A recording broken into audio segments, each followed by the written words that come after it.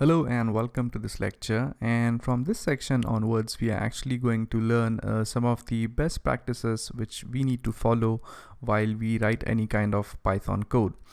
So a lot of courses do not include this section on how to write effective Python code or how to write clean code which is understandable by others, and according to me this is one of the most important parts where you need to learn not only how to write syntactically correct code, but also if you wish to work in an organization someday as a Python developer, you obviously need to know how to write clean Python code.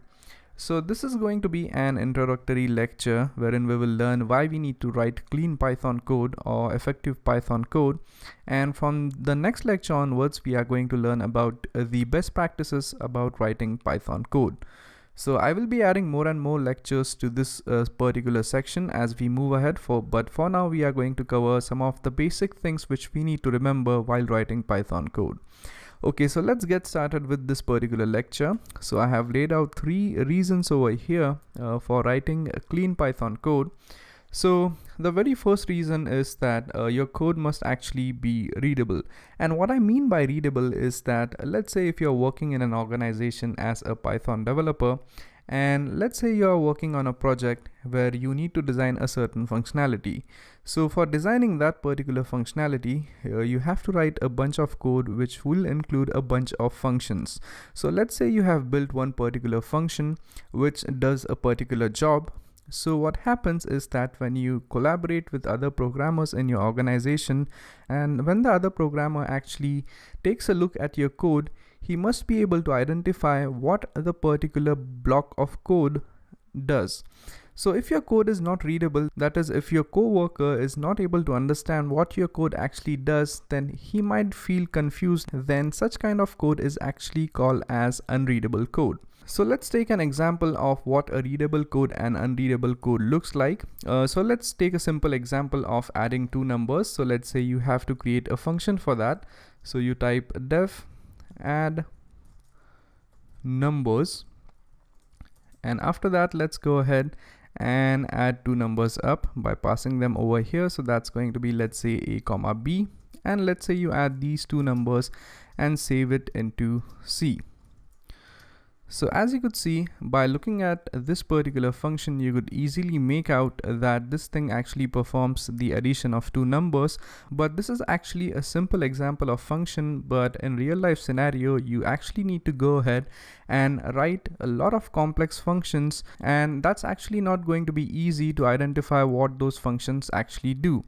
So in order to make your code readable, what you could do is that you could name your functions in a proper way. So what you could do is that you could define a function name such that the function name itself suggests what the function actually does. So for example, as you could make out from the function name that this function actually adds up 2 numbers.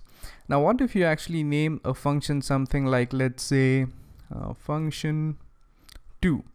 So syntactically this function name is actually correct, but if your code actually contains some complex things, then it absolutely becomes impossible for other person to determine what your function actually does. So instead of giving functions random names, you should always give suggestive names which suggest what the function actually does. So the proper name for this thing should be add numbers. So this is one of the examples of why you should write a readable code. So I hope you guys were able to understand this point over here. Now let's go ahead and learn about collaboration. So as I've earlier mentioned, if you're working in an organization, you do need to collaborate in teams to write a particular software. So each of your members will be working with a different piece of software or different piece of functionality for a particular software, wherein you have to write different lines of codes. So when you work with people rather than working individually, your code should not only be understandable or readable by you, but also the other people who are working with you should also be able to read your code.